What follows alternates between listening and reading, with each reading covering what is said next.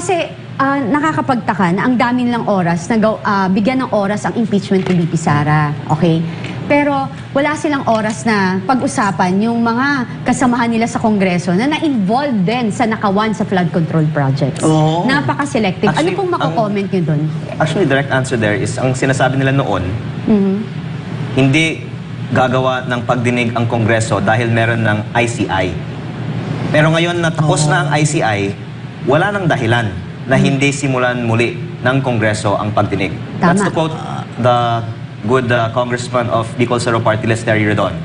Sinasabi niya, my former student! gagawa sila ng pagdinig muli sa kanyang komite Alam pag wala mo, ng ICI. Maling-mali yung reason eh. Kasi executive yung ICI eh. Ang Congress legislation yan, in aid of legislation, you're looking at the budget. Pero, minsan tong estudyante ko ay... okay lang naman, kasi tapos na yun. 5 ka dyan, 5 ha? Pwede natin, For that recitation, I give you a 5. Kay Congressman Redon, ang resumption ng mga pagdinig sa flood control sa Kongreso. Yes, Congressman Terry Redon, by my special request, sige, dinig mo na ang mga corruption dyan sa DPWH, okay? Ngayon, pag hindi ka nanonood sa akin ngayon, iti-text na lang kita mamayang gabi. As we speak kasi nasa impeachment Paniwalaan hearing siya natin ngayon. si Terry Redon, ha?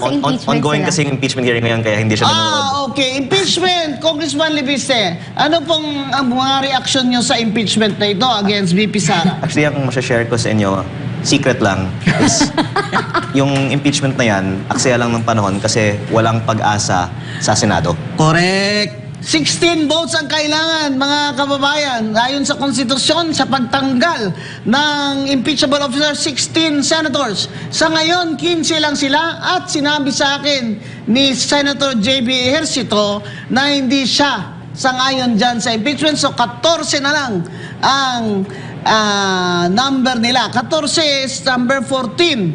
So, kahit pa hindi pumasok si Bato, kahit na hindi pumasok si Senator Robin, at kahit whatever happens to the opposition senators that they don't vote, the majority to convict the Vice President, they need 16 votes, which they do not have. So why are they doing this in the House of Representatives? Baka wala sila kasing ibang option ngayon. Kasi kailangan nilang protektahin ang kanilang future kasi pag ang kalaban nila ang uupo sa 2028, in your own words, ma'am, maraming mananagot. Yan ako. Gusto ko si VP Sara dahil may mananagot sa inyo, ha? Pero ito naman, uulitin ko. Kayo mga congressman dyan, mamili kayo. 2 taon pa ni BBM o 6 na taon ni VP Sara? Who is obviously the woman to beat. Mama Bing, narinig ko rin narinig ko lang from a very reliable source. I was talking to somebody yesterday, early morning, like 7. Sinabi niya wala na talagang boto rin sa Congress. Kasi napapagod na rin sila at saka because of what's happening now in our country. And obviously, kaya nga ako, ang analyze ko dyan, at ito'y aking opinion lamang, na kaya ang PCO gumagawa na namang ganyang aksyon kasi even ang social media hindi na nila makontrol. So, you have so much budget, you have ang dami mong pera, pero hindi mo makontrol na sinasabi mo maraming gumagawa ng fake news. At ang hindi pa makontrol, Congressman Libiste, is the runaway inflation. Yes. It's a runaway.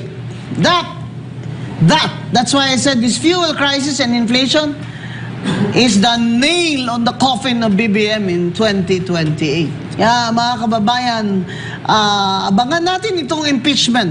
Dahil importante po ito sa future ng mga Pilipino, hindi lamang sa eleksyon, kundi sa susunod na mga generations. Dahil sinabi nga ni Congressman Libiste, ang utang natin ngayon ay 19 trillion.